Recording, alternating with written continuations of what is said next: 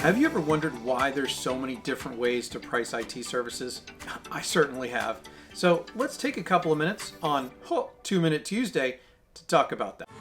Did you know you shine and I'm falling for the way you smile? You're gonna take the fight now, punch the lights out, 'cause you're a champion.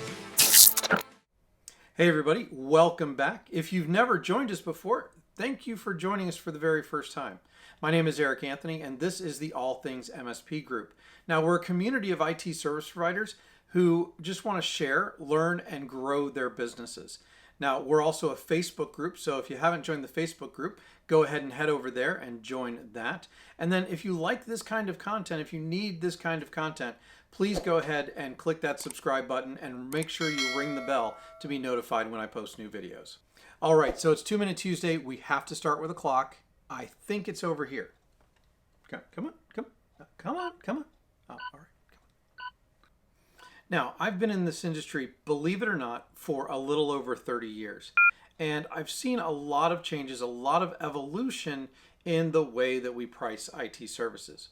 We started out, usually there was a computer store involved, a shop where you bought your computer and you had it fixed. Or at the very least, you bought it at a big box store and then took it to a repair shop if you ever had problems.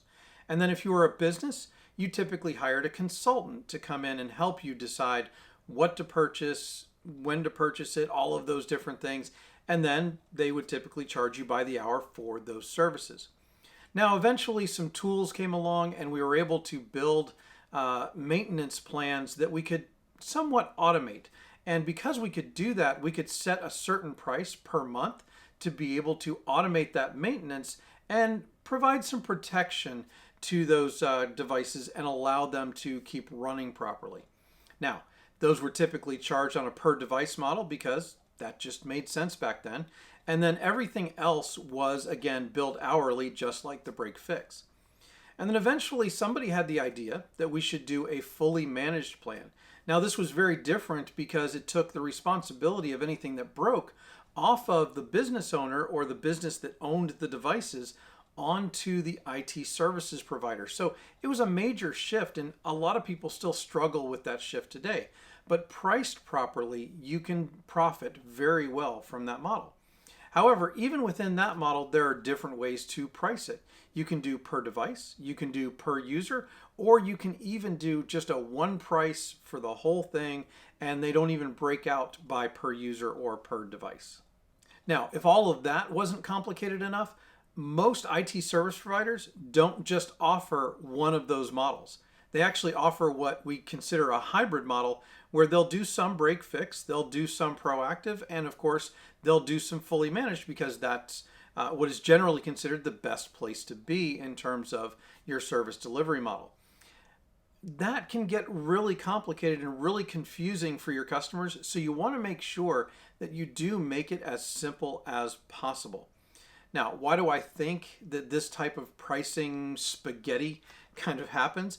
It's really because there's no right way to do this. There's a more profitable way, fully managed, but there's also a lot of customers who simply won't purchase that way. So does it make it absolutely right just because it's more profitable? Probably not, because you're still losing out on customers, and there's a certain division of the market that wants to purchase either in a break fix or a proactive service delivery model. Now, market differentiation aside, I think this industry has for a long time been built by people who were highly intelligent, very stubborn, and very technical. Your typical engineer type. And because of that, we've come up with all of these different models because we did what fit us, what made sense, what was logical to us. And that's how we ended up with so many different pricing models. And also, because we're more on the technical bent of things, we tend to let the customer decide how they want to purchase rather than telling the customer what they should do.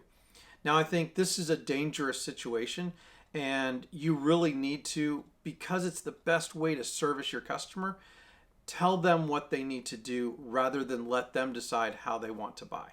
All right, so those were just a few of my quick insights into how we got here and why the pricing for IT services is a bit like spaghetti and it's all over the place. You should choose what pricing model works for you. Now, obviously, the numbers don't lie. There is better profitability in certain models than others, but you have to be comfortable delivering it. So it's really up to you to decide which customers you want and which customers you don't want.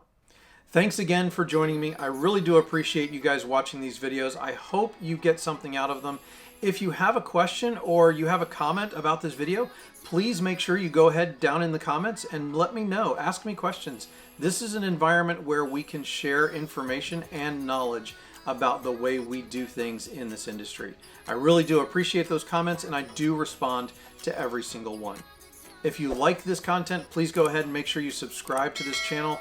Make sure you ring that bell to be notified when I post new videos. And also don't forget to go and join the Facebook group. Now, here's a couple of videos that I think you might want to watch.